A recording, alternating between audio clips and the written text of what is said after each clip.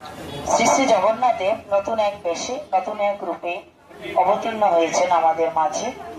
আজকে তার রথযাত্রা উৎসব। তো আমরা একটু প্রথম থেকে আলোচনা করি যে কি করে কৃষ্ণ হইল জগন্নাথ। অর্থাৎ বলরাম আর সুভদ্রা মা তো ঠিকই আছে, কিন্তু কৃষ্ণ কি করে জগন্নাথ রূপ ধারণ করলেন। একদা কোনো এক সময় দ্বাপর যুগে অনাদিরাদি গোবিন্দ নিদ্রা অবস্থাতেও শ্রীমতী রাধারানীর নাম স্মরণ করতেন।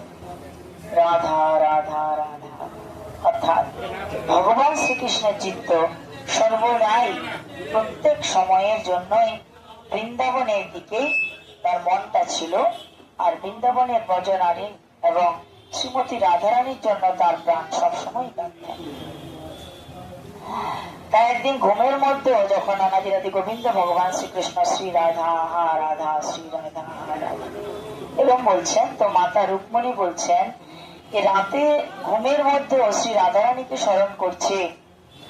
কি এমন প্রেম, সেই রাধারানী কেমন, শ্রী রাধিকার প্রেম কেমন, সে প্রেমের মাধুরী কেমন, সে প্রেমে কি বাসু।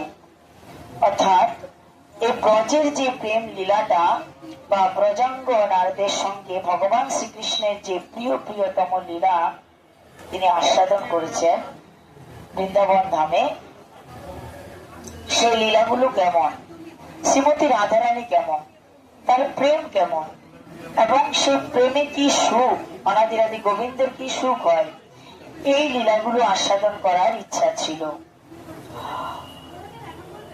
পাটরানীদের। তো পাটরানীর মধ্যে প্রধান পাটরানী হচ্ছে মাতা রুক্মিণী। মাতা রুক্মিণী, সত্যভামা, জাম্ববতী, কালিন্দী, এরা সবাই মিলে তখন চিন্তা করলেন কি করে আমরা ব্রজের কথা শ্রবণ করতে পারি। একমাত্র উপায় হচ্ছে কি, ব্রজধামে যারা ছিলেন তারাই ব্রজের কথা বলতে পারেন। তো ব্রজধামে কে ছিল? ব্রজধামে কৃষ্ণের বাল্যলীলাটা দর্শন করেছিলেন একমাত্র মা যশোদা, নন্দ রাজা, আর এদিকে বলরাম এবং রোহিণী মাতা। তাই বলরাম তো ভাসু, তাই সবাই মিলে চলো রোহিণী মাতার কাছে যাই। মাতা রোহিণীর কাছে গিয়ে আমরা শ্রবণ করি কি করে সেই বাল্য লীলাটা কেটেছে।